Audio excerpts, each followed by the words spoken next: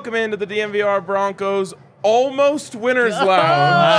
Wow. A moral victory winners lounge. It feels like an almost winners lounge to me. Look at this. Laughs to start off the show. That's pretty good. That's how down horrendous I am. You give me close enough, I'm a happy man. That's what happens when you're talking about a 3-10 team. Yes. Yep. We are presented by DraftKings Sportsbook, where close does count. Because the Denver Broncos covered the 9-point spread today. Yep. There you go. So if you bet on that, you're feeling good. If you bet on the under, like I'm sure most of America, not as good. That one's more of a long-term vision. You know, you're still up a lot if you did that all year. True. Yep. I did also take Russ passing attempts and passing completions, which both hit. So we'll take that. I believe his over-under touchdowns was probably set at 0.5. Yep. So you easily got that one. Jerry Jeudy hit the over for sure. There was this was fun. Yeah. And how often have we said that about a Broncos game this year? It was fun. So shout out to DraftKings Sportsbook for making it even more fun. And guys, this was a wild game. Oh, yeah. As we're sitting here now with smiles on our faces, it's easy to forget how bad it felt like it was about to be. Yeah. How bad it was. Yeah, right. But it felt like it could have been like one of the worst losses in Broncos history at one point. Could have been that Raiders game about a decade ago. Right, exactly. And it's crazy to me to think that this team, of all teams, was almost able to dig themselves out of that hole. Because, to be honest, when the Chiefs scored to make it 13-0, I thought, that's it. That might be enough to do it. Yep. When they kicked that first field goal, I said, like, the lead might be Harrison Butker kicked the game-winning field goal. Oh, my God. 5 minutes into the first quarter. Yeah, it was about to be really, really bad. I even had a tweet typed out that was I said this, we're uploading this to YouTube instead of a post-game show. And what was it was just 3 minutes of Stephen A. Smith saying, "I'm disgusted" in different ways. And then everything changed. Mm-hmm. Everything changed, and to me, it felt like they found something. They found a fight within them. They kind of flipped a switch that was like, we are not going down like this today. And I really felt like Russell Wilson was at the center of that, was at the heart of that. Should we go through it, or do you want to just jump into my main question? Let's get into the question. All right. Like I said, I felt like Russell Wilson was the epicenter of this comeback and was really like willing the team into this in certain ways. Obviously, the interceptions played a big role in giving him that life, but I felt like he was really leading this, and that play in which he got hurt on was kind of the perfect example of it, right? Like, he wanted so badly to get into the end zone on that play. He left his body out in a vulnerable position, got knocked out quite literally on the field and knocked out of the game. And so the question I have for you guys is, if that doesn't happen, if he gets tackled normally on that play and pops right back up like he normally does and goes back out there, the Broncos pull this thing off? Hank, I'll let you go first. No. Yeah, that's why I was going to let Hank go first. Hopefully bring some out. I was going to say no as well. Yeah. It's Patrick Mahomes. Yeah. When push comes to shove, you give him the 30 seconds at the end, and he goes and scores. It would have been nice to make him do it. That's for sure. And it would have been really nice for it not to have been Brett Rippon who was trying to lead those comeback drives. Like, you start one at the 5, you start another at the 40 or wherever that was. Brett Rippon just doesn't quite have that juice in him, I think is fair to say at this point. Well, we know that. Russell might. Well, but Mahomes would have won. To play off that too, Henry, when Brett threw that interception near the end of the game, it wasn't his fault. It was because Chris Jones was attacking him. That wouldn't have mattered and he escaped the pocket well. And Chris Jones just came after him. Something similar happens with Russell Wilson under center because it wasn't like Brett wasn't able to get out of the pocket. Chris Jones just absolutely killed the Broncos. Despite giving up 28 points that the Chiefs did, he was still just a game wrecker. And like Hank said, it's Patrick Mahomes. And at the end of the game, the Broncos defense got that interception on the second to last possession, but then they just weren't able to get that stop when they needed to. And we probably shouldn't talk about it too much, but the Chiefs did have the ball for the final 4 minutes and 21 seconds of the game, and the Broncos defense wasn't able to get them off the field. Yeah. Again, though, the offense did have 2 tries at it. Like, it would have been nice to give them a third try, but giving them 2 tries to go and win that game, it's a pretty solid performance until that very last drive when you wanted a third try and they were able to run 4 minutes off. I'll say they do it. Okay. I'll say they Really? do it, and especially because I think that interception that gave them the ball back with the final 4 minutes and 21 seconds left on the clock, I don't think that happens. Why? And I think Why though?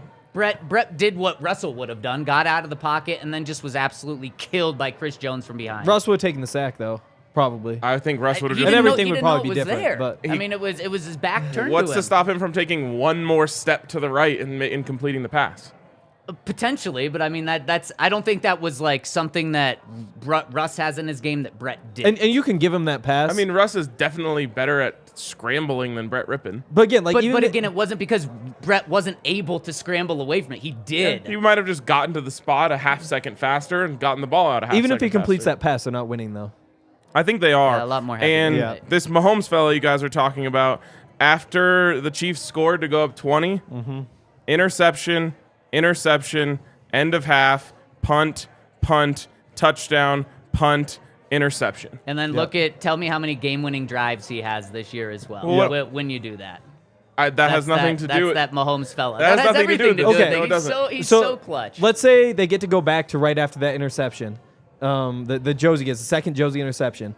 Would you rather have Russ leading the Broncos or Patrick Mahomes leading the Broncos the rest of the way? Mahomes, of course. Of course, Mahomes. There what does you that have go. to do with it? There and you so, go. like, even if they get the touchdown, What's then to you say have the they one don't point take lead. 4 minutes and 20 seconds to score a touchdown and win? Still too much time. Oh, 1 second? Yeah, too much time. Yeah, see. It's Well, what do we know? Mahomes. 13 seconds is too much. Let us know in the comment section, I don't- specifically if you're tuning in on YouTube, what you think. When someone has a god what is it called when someone gives someone else a god complex? That's don't what know you if have with that's Patrick Mahomes. No, it's because he always does it, though. 3 picks today. He got outscored by the Broncos offense. Russell Wilson and Brett Rippon, 28 points. Yep. Patrick Mahomes on offense, 27 points. Yep. And you have to give credit to the Broncos for taking advantage of those because they have that first interception, they get the ball, let's see, at their own, no, at the KC 42. The next one they get at their own 40. So pretty close to midfield. And you give credit to them for going and getting the touchdown for sure. It does feel like, to me at least, it was the Chiefs letting the Broncos back into the game a lot more than it was the Broncos actually going out and making plays, you know? Yeah, I mean, it's a combination of both because the Broncos all season have gotten those opportunities and absolutely squandered them. Gone 3 plays for 0 yards and kicked a field goal. Yep. And today I thought that was a huge step in the right direction for them, that they were able to take these opportunities and capitalize on them. And it felt like it might have been as simple as just looking where Jerry Jeudy is when you enter the red zone. Yeah. Something that did not happen nearly at all his first 2 years in the league. He had as many touchdowns today as he had his first 2 years in the league combined. Insane. Yeah. And I remember a stat that we read off last year about his targets that he was getting in the red zone, which was next to none. So, look, who knows what would have happened if Russ stays in there. But I felt like it was a huge step in the right direction today. Definitely. Just for, like, the confidence of these guys, whether that's Russell Wilson, who I hope he's all right and he's able to build on the confidence that Really scary moment. Yeah, really, really scary moment. I did see when he came out of the blue tent, he was telling the trainer, I'm fine, which Even pretty before much. he not, came not off the even field. that. Yeah, when Yeah. he was walking off the field, he stood in the huddle, and the trainers were like, "No, you gotta get off." also- So I mean, after the game, Brett Rippon said, maybe earmuffs for kids out there. He said boy. that guy was battling his ass off to get us Yep. the win, and that's someone that you want to fight for. That's someone that you want to be led by. And Russ did put it all out there today. I mean, diving for that. And did you see the picture floating around about the bruise on his head, the bump that was on his head? Yep. Yeah. That just shows how much he put it on the line today. He really did. And I wonder, it's not with everyone, but I wonder if he won some people over today. Like, kind of felt like he became a Bronco in that effort. Now, it would have been very poetic for them to finish it off, but I don't know. I saw a lot of positive sentiment around Russell Wilson in this moment. I also had someone in my mention say, it's football, tough it up. Love it. Not everyone, but Yeah. it did feel like, maybe he won some people over. You could really feel how badly he wanted this. He wanted it just as bad as, all the people in that stadium. So hope he's okay. Hope that they can, he can get out there safely and try to build on what they kind of started today. Yeah, when he was walking absolutely. on the field walking off the field was easily the loudest he's been cheered for as a Bronco. Like, I don't think anything comes close to that. Yeah. Probably when he got announced in the first game. Yeah, Oh, probably. maybe out of the tunnel. And Henry, I mean, you talk about the roller coaster of emotions that this game was, especially with the crowd. I mean, you had the crowd booing, then you had the crowd cheering as loud as they ever have this season. Then you had them booing again just after like 1 3 and out after they had scored back-to-back touchdowns. And let's get into that game. But first, I hope you're getting into a couple Breck brews with this game. Now is probably a great time to get yourself some Broncos Country Ale over at Breckenridge Brewery. You're proud to, at least today, to be supporting the Broncos and have that logo out, because I think people are coming away from this game happy with the Broncos and proud of what they did, and kind of wish that they were on Sunday Night Football tonight because of how good they actually were today and how much of a fight they put up. And you can get yourself a Broncos Country Pale Ale by checking them out over at breckbrew.com. You can find their beer locator there and find out exactly where you can get Broncos Country Ale and any other beers that they have. So check them out, breckbrew.com. And Denver Health Medical. You know, hopefully Russ signed up for a plan through them. I'm not sure what the Broncos insurance situation is like. But anybody could use some help from our guys over at Denver Health Medical. They've got all sorts of insurance plans, mostly for people who don't get insured through their workplace. But if you're looking for insurance, that's a place to go if you live near Denver. 10 different clinics around town. They have their main hospital here as well. Low monthly premiums. Currently the least expensive plans on the marketplace. There's mental health benefits that come with the regular copay. There's adult dental, adult vision, all that sort of stuff. Right now, enrollment is running through January 15th. If you enroll by December 15th, which is 4 days away, you can have your coverage begin on January 1st. Call Denver Health Medical today at 303-602-4912 or visit denverhealthmedicalplan.org. Also, check out us. Yes. Kind of crazy today. Like, the vibes in Broncos country were so low, and then I showed up at the tailgate, and all of that went away. Incredible. Like, the crowd that was out there at the tailgate today was so awesome, and like a lot of people who, you know, circled this game on their calendars before the season decided, hey, I'm still making the trip out there. I'm going to go make the best of it, have a good time. We had multiple people from different areas of Australia that made the trip out. We had both Brisbane and Melbourne represented. So shout out to the Brisbane Broncos. East Coast of the United States. We had Chicago. We had all of California. Nebraska. Yeah. All over. And everyone came and like brought made it a really good time. It was a vibrant crowd. Everyone had a blast, and I was really happy about that because everyone deserved it. Yeah, shout out to everyone that came out and said hi. It feels like it's the diehards that are out there, and it's really cool to me. I mean, so many people saying that they're back from the BSN days, which is awesome. Yep. It is really cool. All right, shall we? We shall. What else? What else sticks out to you about this game? Well, the Jays, Josie Jewell, Jerry Jeudy might as well hand out our DraftKings king of the game right now. Came down to those two. It did. It came down to the Jays. They both had fantastic games, but this one goes to the guy that put up 3 touchdowns on the game. Jerry Jeudy finishes with 8 catches, 73 yards, 3 touchdowns, and man, Jerry found his groove today, was having fun, and I think it all sparked from him being really pissed off. Did you see his temper tantrum that he had on the field? He could have been ejected from it. Yeah, I was just going to say, first of all, stop me if you've heard this before. The Chargers went for it on 4th and goal, didn't get it. Oh. Anyways, he's very lucky he wasn't ejected from the game. Now, I personally don't think he was targeting the ref in that moment. And I think the ref gave him the benefit of the doubt in that situation is all. But he could have easily been kicked out, though. You run into a ref, it's in the rule book. Yep. Instant ejection. Or I should say, if you put your hands on a ref, instant ejection. The ref very easily could have said, I'm not taking that. You're out of here. And the Jerry Jeudy breakout game, dare I call it, would have been for naught. Yeah. Because in that moment, he had nothing. Yeah, no, exactly. And now look at his stats on the season. He came into this game with 3 touchdowns on the season, then had doubled it today. 3 touchdowns today, now has 6 touchdowns. We're talking about like a respectable number. Yeah. Yeah. I mean, 4 games left. If he's able to put up 2 more touchdowns, you're talking about 8 touchdowns. And you're crediting it to this game, of course. Yeah.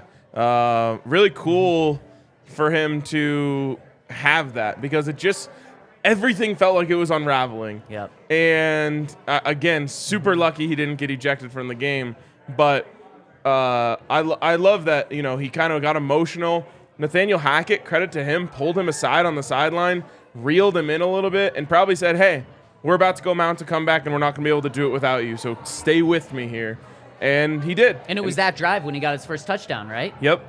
And it's like, that's a maturity thing. We're always looking for little signs. We're looking for anything in the end of this season, and I think Jerry Jeudy might have grown up a little bit from literally the second quarter to the end of the game to just be like, hey, I know everything's going wrong. I know you're not getting the ball. I know you feel like you're open. Hang in there. We're going to get you the rock. And he did, and it paid off for him. Well, and after the game, he said, I know I can't lose my emotions like that, but he said he was freaking out because he thought he was held on it. And Hackett probably said, look, go show him that you can't be held. And go get the touchdown. And I thought his most impressive touchdown was the last one he had, coming from Brett Rippon. You have a guy coming off the bench at quarterback position and in a goal-to-go situation, and you need all the help you can get. You need your other players to really step up, and Jerry Jeudy did it on that one and ran a really good route and was open, and that was huge for Brett. Yeah, I mean, they needed a big game from him, and he gave it to him. Yeah, you said, Henry, you said last week they need 150 yards from Jerry Jeudy. They didn't get 150, but maybe the touchdowns was even more impressive. And maybe if they did, they would have won. Yep, and one more long touchdown. Yep. It's, I don't know. I feel like he could have had so much more. Once he kind of gets going, I start singling him out when I'm watching the game because I'm like, oh, he's kind of in his bag now. And I can't tell you how many times the first read is on the opposite side of the field as him, and he's smoked the corner off the line and he's open, and Russ, or Brett in this case, is just looking the other way and he's on the backside like so open. I don't know what they need to do, especially when he's the guy, right? When Court's not out there. He needs to be the first read. It's a quarterback's best friend, a guy that can get open that fast. That's what and happened. He literally makes one move and he's gone, and you should just be hitting these slants. Anytime they give you that single coverage look on the outside, it should be Jerry Jeudy as your first read. Yep, that's what happened on the second touchdown. He was standing there on the side of the end zone just screaming, waving his arms, and eventually Russ found him and threw him the ball. Yep. That could have been there a long time before. It was there immediately. It was actually a Yep. terrible play by the corner who tried to jump the slant when Russ was looking left. Yep. And Jerry just slips behind him, wide open in the end zone. Thank God Russ found him, because that would have probably been another temper tantrum for Jerry. And, I mean, we talked about just last week how what's one of the things the Broncos desperately need in the offseason? It's a playmaker on the offensive side. Today, Jerry Jeudy showed that he has that now. We want to see more consistency, so going into the offseason, we can feel better about that. But today was a really good start. And kind of speaking of playmakers, that's the one thing the Broncos defense has lacked. The two things you can knock them on, no playmakers on defense. And then the second thing is not being able to finish at the end of the game. We already talked about the end of the game. But Josie Jewell, the Broncos playmaker on defense? As I tweeted out, Josie Toole. Because he got 2. Okay. Wow. Yeah. Both of them were like mitts. Yes, they Not were. Just like hits you in the stomach and you squeeze it. I mean, we're talking about a great catch from a receiver. Yes. If he makes that. Yeah, honestly, Broncos could have used some more catches like that this season. Really impressive from Josie. And it's that role that you love to have a guy who can make those plays, but you need someone like that against Patrick Mahomes to essentially, like, you have to kind of float around in no man's land and just try and read the quarterback and react. In years past in games like this, it's kind of been a weakness for Josie, right? It's like he's just a tad bit too slow to make those reactions. It felt like he was a step ahead today, and it was really nice to see. Patrick Mahomes, you know, he made that insane play at the beginning of the game with a flip pass. Oh my gosh. And it felt like after that he got like he felt like he was invincible and just started making some really unnecessary mistakes. And the Broncos did an incredible job of taking advantage of it. Yeah, they absolutely did. And I think without that first Josie Jewell interception, we may be talking about a 45-7 blowout or something, because the Chiefs had the massive lead already. They were going down, had the ball, and there was nothing to say that the Broncos are going to stop them until Josie made that incredible play. That's when the Broncos drive down, get their first points on the board, then they stop the Chiefs then they get an interception from Pat the very next series. And so it was really the playmakers on defense. Oh my gosh. One-handed, left-handed, diving. Pat didn't sell it enough right away. Like when they said incomplete, he was like, no, I got my hand under it, and I didn't believe it because I was like, he's not even selling this that hard. That's just who Pat is. He's just so cool and calm. He can't even celebrate and really act like he did it. But I mean, what a great play by him too. But he's so heady though that I almost wonder if he's just like, it's inside 2 minutes. They'll review it. I'll get this. Maybe. But I mean, it was those two plays on defense. While the defense did just get destroyed in the first quarter and a half, then it was those two plays that gave the Broncos hope. And like you said, it was the offense, something they're not able to do often, but capitalize on those and actually get not just points, but touchdowns. Yep. Touchdowns are rare. Yeah, I mean, that interception from Josie did change everything. And they were driving down the field. It was going to be 34-0. Yep. They were dead. They were dead before that, too. It just looked like things were going to get even worse. But to wind up with two massive plays... It wasn't quite too little, too late. I think obviously still technically possible, but they gave themselves a chance at least. They made it kind of a game. Josie Jewell, the Patrick Mahomes killer. How about that? Wow. There you go. I thought one of the biggest differences in this game today, and it's always a combination of both, but Russ was able to buy time several times. And it's the same thing I've been talking about all season, where it's just like, where is that wide receiver that knows Russ is buying time, sees him bailing out right, and comes flying across the field to get themselves open the same way that those Chiefs receivers do it. The Chiefs receivers are the best in the league at when Mahomes is making his magic back there. They see what's going on with the defense. They see which way he's going, and they find green grass. And the Broncos are allergic to open spots on the field, because every time Russ buys time, it's just like he's looking. Okay, I'm just going to throw it to this guy on the sideline, or I'm going to take off for 3 or 4 yards, or I'm just going to throw a YOLO ball to the guy streaking down the field. This is something that has to be a massive focus for the Broncos going forward, because I thought actually this is going to sound like aside from the play, aside from that, how was the play, Mrs. Lincoln? Yeah. But aside from the 6 sacks, exactly, they actually held up decently on a play-to-play basis to give them an opportunity to make plays and go and score points, as evidenced by the fact that they scored the most points they've scored all season. So Russ was able to actually buy time quite a few different instances, and no one there. Well, and it's kind of like the Broncos this entire season. When one thing goes right, something else doesn't go right. And on the it was specifically in the first quarter and a half, Russ was missing his first and second read, or just not seeing on the very first play when Russ when the interception went off the Chiefs' face mask and he threw it to Dulcich deep. The very first, that's right one of those plays, though. No, right? Yeah, no. It was right when he came out of his break, ready to throw the ball. Jerry Jeudy and Greg Dulcich were wide open, and then he waited. So it was he wasn't seeing the guys when they were open at first, and the guys weren't able to get open once Russ was moving around. But I would say this, Ryan. That's what I mean when I say it's always a combination of Russ not seeing it or those guys not getting there. But this game and last game, Russ has done a much better job of moving. And not just running to run, but actually moving and looking more of like his Seattle Seahawk ways. So that's something that I'm encouraged about, because if he didn't have that and we didn't see any signs of it, it was going to be really tough going into this offseason. So at least we're seeing some hope of that. Led the Broncos in rushing yards by 25 yards Not today. even close, 57 for him, and Latavius Murray had 32 on 4 yards per carry. Good job, Latavius. Yeah. It's nice that he's moving, because we get to see him move. And maybe it's good they had kind of that fire lit under his ass. It's also because he's running for his life. And, you take the runs. The 15-yard sack, though, you just cannot be taking 15-yard sacks. Yeah. That can't happen. And the sacks. And, Henry, I'll pose a question. Ryan, do you want to pose a question that you posed to me? Or, no, I guess it was a statement that you had to me right before Henry arrived for the pod. Which was what? You said you were impressed with the offensive line. And I kind of just said it. Yeah. Oh, boy, I wasn't. I was not. They were terrible. Given the circumstances, though, if you're comparing them to an NFL offensive line, they weren't very good. No. But given the circumstances, which is a group of 5 guys who have never played together, the Yeah. fact that they were able to hold up enough for them to pass for 250 yards, 3 touchdowns, I just felt like those guys kind of gave it their all. Like, Luke Wattenberg is going to get smoked by Chris Jones more times than not. So you have to tip your cap, and he did.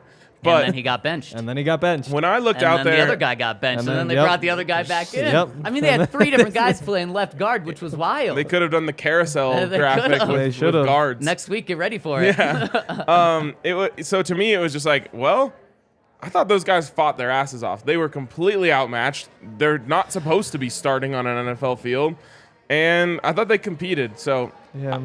I don't know. I guess what I was expecting was Russ is going to hit his back foot and get sacked damn near every play. And it really was only like some of the plays. Yeah.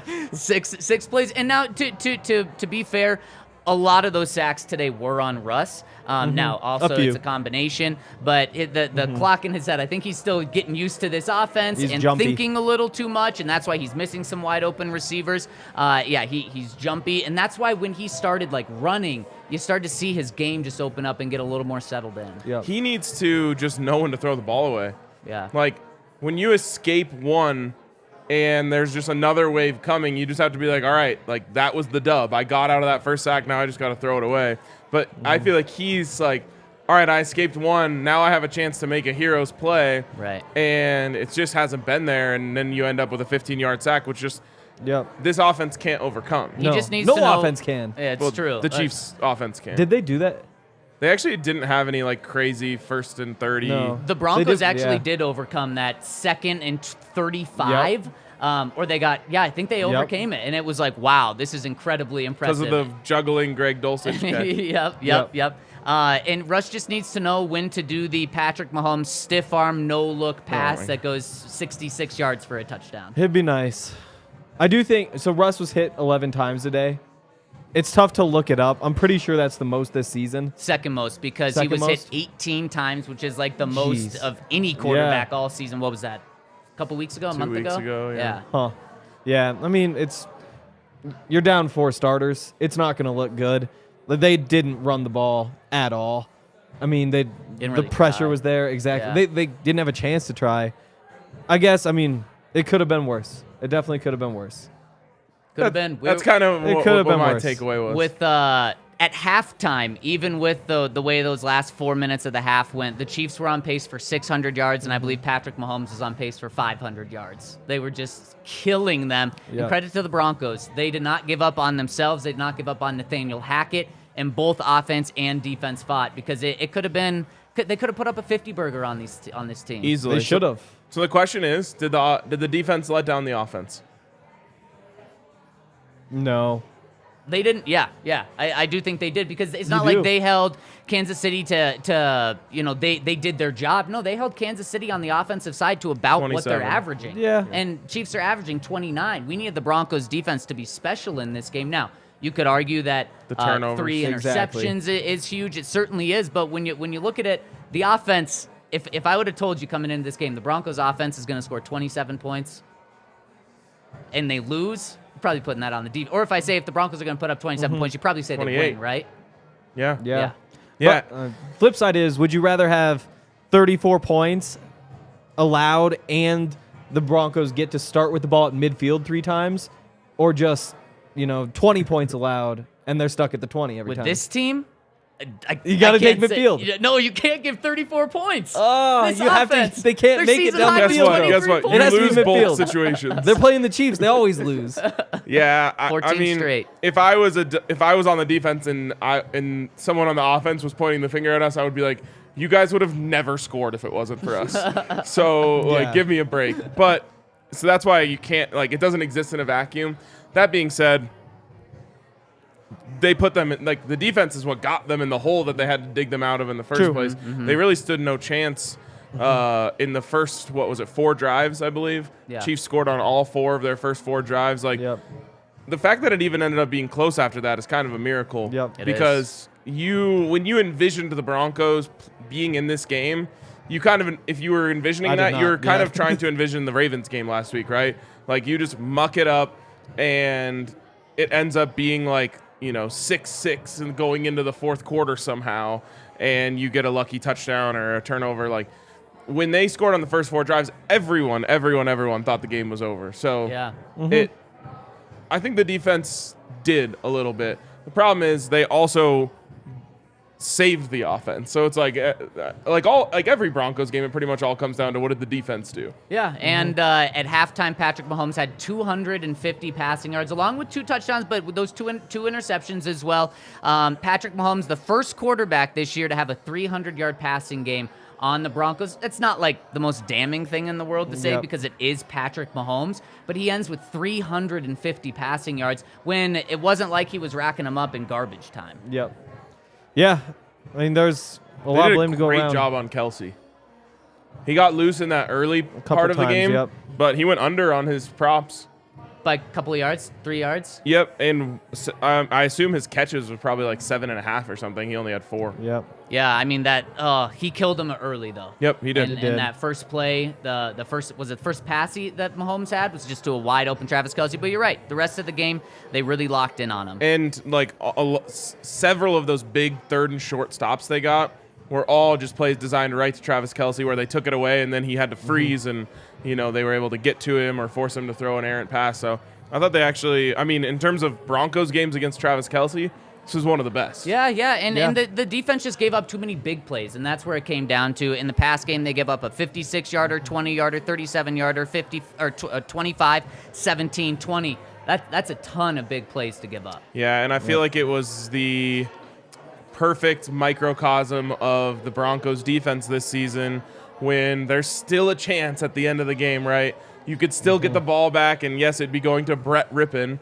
but you could still get it back for one more chance. And then Isaiah Pacheco, small guy on the field, 7th-round draft pick, runs over like 4 guys. He's really good. To get the first down and just end all of your hopes. Like, it is such a weird characteristic of this defense that the bigger the moment, the smaller they get. Yep, it's very true. Like, to have the ball for the last 4 minutes and 21 seconds is tough. Yep. Yeah, That is tough. They got the pick with 5 minutes left.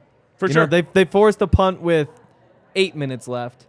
I mean, they gave a couple of opportunities. They did. Mm-hmm. And that's why I think if Russ was in there, I think it's a different story. But Brett Rippon wasn't going to be able to do that. Maybe. And if you wanted fun, you would have bet on the Broncos to cover over at DraftKings, and you would have bet on the over, and you would have had both of those things, because this was a fun game, and it would be even more fun if you had bet on both of those things over at DraftKings Sportsbook. And you can get $150 in free bets for new users by using the promo code DNVR over at DraftKings when you sign up and place a $5 money line bet on any NFL team to win. And if they do, you get $150 free dollars. And for people that did that this weekend, right now you can live bet on Sunday Night Football over at DraftKings. You can bet on the Cardinals Patriots tomorrow, and you can get in on Cardinals Broncos next week, with the Cardinals coming off of short week. So make sure to check it all out. Did you guys have a pretty good weekend? Oh yeah. Yeah. Oh, yeah. There we go. I love it. I got super lucky on a UFC parlay last night. Wow. I bet on Patty the Batty to also have the most strikes in the fight and to have over 50 strikes in the fight. Wow. And I thought he lost all 3 rounds. And judges said he won. Wow, there you go. And I won the bet. There you go. I love it. And so you can win at DraftKings. Use that promo code DNVR when you sign up, and see our show notes for details. And head on over to AmericanRaptors.com. You can see all the things you need to see about the American Raptors. You can get tickets to games. You can watch their matches as they're going on there. It's a great website. It's a great team. They're taking athletes from other sports, teaching them how to play rugby, with the idea of getting them on the U.S. national team, which trains at the same facilities out in Glendale. Really cool stuff going on there. You can also follow along with Colton Strickler at DMVR Rugby for all the rugby information. Hell yeah. There's a lot of rugby talk at the tailgate today because Really? our guys from Australia. Oh, yeah. Yep. Shout out Brisbane Broncos. That's our squad. Love it. All right, shall we? Yes, let's do it. Let's get- Speaking of our squad, let's talk to them. Oh, Yes. Super chats. All right, we got a few here. Let's get started with Preston. Easy for fans to judge because of drops, but Jerry's one of the best route runners in the league. The game plan targets just weren't there. He is a wide receiver 1. You hope he can develop into that. Right now, I'm not just going to base it off one game and say he's there, but definitely encouraging sign for we really haven't seen that from anyone this season. Also, Kendall Hinton, man, was he the wide receiver one at the beginning of the game? I mean, when Russ needed a first down on 3rd and long, that's who he was looking for. And when he had to leave the game, they ran into trouble. Yep, he hurt his hamstring, out for the game. Mike Boone, just a quick injury update. Mike Boone suffered another high ankle sprain, not a fracture, which is good, but he's probably going to miss some time. It's the same ankle that he hurt that kept him on IR, so his season could be over now. So we're talking about a running back room with now Latavius Murray, Marlon Mack, and you have Divino Zigbo on practice squad. Yep. They just can't catch a break anywhere on injuries, but specifically at running back. Such a bummer for Mike Boone, because in the limited action we've seen him, he still feels like the most explosive back that this team has. Yep. Although that was a nice play for Marlon Mack. Seems like he needs to maybe touch the ball a little bit more. But man, just one thing after another. Also Kendall Hinton too. This team doesn't have receivers either. There's none, and Jerry's gonna get his chances. I'm willing to say he's a wide receiver 2. I'm ready to say he is a wide receiver 2 in the NFL. There we go. Need more to get to wide receiver 1, though. What I would say, I don't know. If you look at the separation rates, he's one of the best in the NFL at getting open. He's the best against man. Which is insane based on the numbers we see. Yeah, and it's not even close against man. Right. Analytics are telling you this dude's open on every play. Yep. If you see man, you go to Jerry. So that makes me want to say he can be wide receiver 1. He can be. The problem is what he doesn't do that wide receiver 1s do all the time is make big contested catches, make spectacular catches, make the crazy ones on the sidelines, make the ones that make the quarterback look good when they weren't great. That's the biggest difference between where he is now and where he could be. But his route running is beyond what you need to be a wide receiver 1. It's just he has no physicality to his game, obviously because he's slight of frame, but he's missing some things. I would just say he should be putting up wide receiver 1 numbers. He really should. And especially in these last 4 weeks. And also with Jerry, you don't see him take a pass to the house. He's catching them in the end zone, except for week 1. He did that week 1, and that was such an encouraging thing to see. Want to see more of that. But if he becomes that wide receiver 1, that's going to be huge, Preston. All right, next super chat coming in from Dan says, give Hackett 1 more year. Put mandate to overhaul offensive staff. Give Peyton a shot to fix the offense around Russ. Worst that happens is we get a high draft pick in 2024. More attractive for a new coach in 2024. Man, I was feeling good about this game. Don't fire Hackett. No. Good. Let's talk about that tomorrow. All right. Let's get in depth about that, because Dan, I didn't think any fans were going to get to that level from today, but you proved me wrong, so I like to hear that. So in the comments, let us know what you think. All right. Next one from Watch Me Squatch. Russ is my QB1. What a guy, what a player. I mean, 2 things that if you would have told me people were saying after this game, before the game, I would have said, damn, what do they do? Won. Like put up 28 points or something crazy? I would have thought they won for sure. Yeah.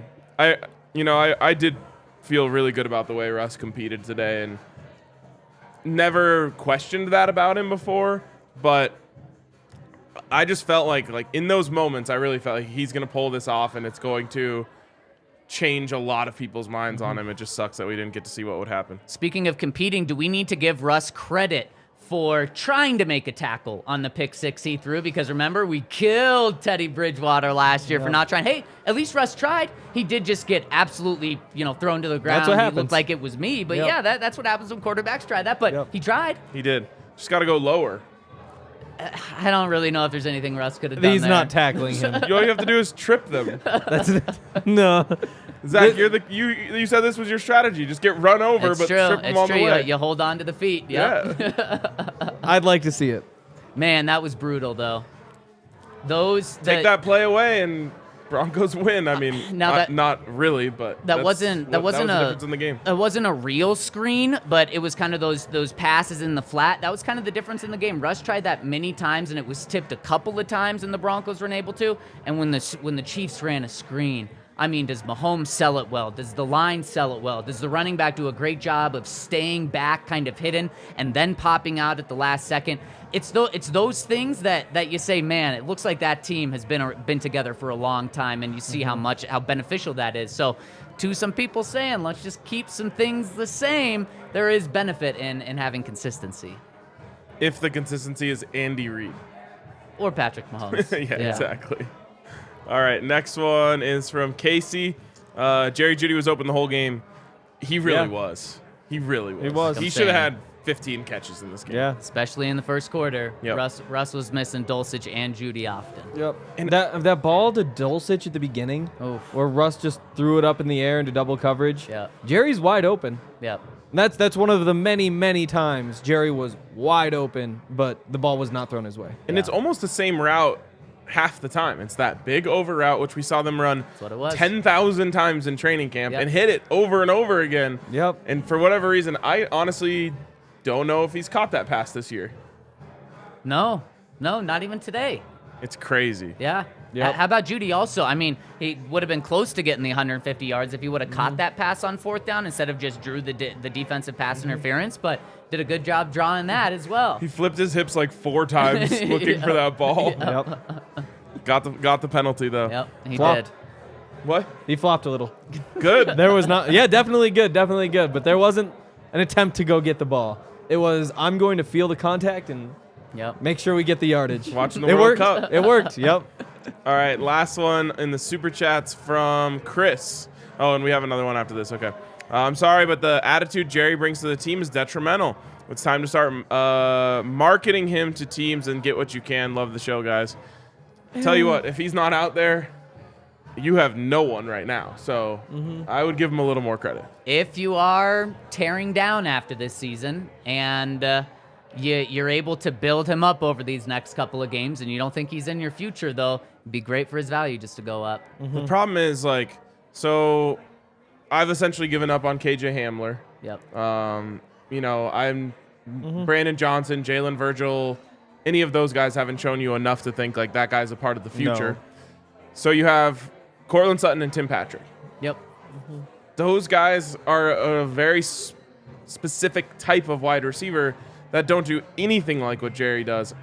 If you do want to move on from Jerry, you have to specifically target someone who does come in and get open in tight spaces. And the thing is if you're tearing down, though, Jerry's, as we've seen throughout the years, probably not the best person to have on a team that's just losing and when you're tearing down a little bit. So if you think you're building up after this year and you're kind of starting lower and then building up, well, maybe Jerry's not in your future, though. I do think on the scale of wide receiver drama, Jerry's not that bad. I think there's a lot of guys in the league that throw Emmanuel Sanders out there, There was drama with Emmanuel Sanders. There were problems. I would put Jerry lower on the list than Emmanuel Sanders. There's a cutoff. Just remember, Jerry could have been ejected for running into a ref today. That is true. But he was not. He very much not. could have. He was not. I would like whoever is designing the offense this year to go watch what the Rams do with Cooper Kupp and do that with Jerry Jeudy. He should lead this team, even with Cortland and Tim healthy. He should lead the team in targets. Where is that whip route that you see Cooper Kupp run to perfection? Yep. Every time. Yeah. Jerry can sell that slant so well, and he's so good on that you're going to get people to bite hard on that and then just have him flip around back out towards the pylon. I've never seen them attempt that with him, and it makes no sense to me. And he caught the slant this week. Yep. But usually And those Russ are the balls. ripped that one. Those are the balls he doesn't yes, catch. He did. That was a dart. That's my biggest issue with Jerry is anything close. He's pretty iffy Because he on. catches with his body. He catches with his body and gets scared whenever there's somebody around him. Not that one, though. But yeah, Those are hands. exactly. There's a step in the right direction. Yep. That's a good point. All right, one more from Ryan Kelly here, who says, met Henry's dad last night at the takeover. Outstanding gentleman. Wow. Feeling not so tragic on this Sunday. Thanks for the content, fellas. I could not agree Wow. I love it. more. Dean in the room. Oh, Legend. I heard Dean might have made what turned out to be a good bet over at DraftKings Sportsbook as well. Yeah, cover the spread. Let's go. Who would have thought? Who would have thought? Yep. Moral victories, I guess. Close only Yep. counts in horseshoes, hand grenades, and at DraftKings Sportsbook. And at Yeah. DraftKings, there we go. All right, is that all we have, Allie? All right, let's go watch the Chargers blow this somehow. Okay. Looks like they're about to take a 10-0 lead. Yep. Yep, Trusting Tua, let's go. trusting Mike McDaniel. Give me Dolphins money line as soon as they do it. Oh, baby, there we go. All right, appreciate you guys for tuning in. Not just today, but throughout what has been a tough Broncos season, and everyone especially who came to the tailgate, brought the vibes today, means the most. And I mean, we still got them all hanging out downstairs. Yes, so absolutely. go say hi to those guys. Appreciate it for you guys for tuning in. We will catch you tomorrow on the DNVR Broncos podcast.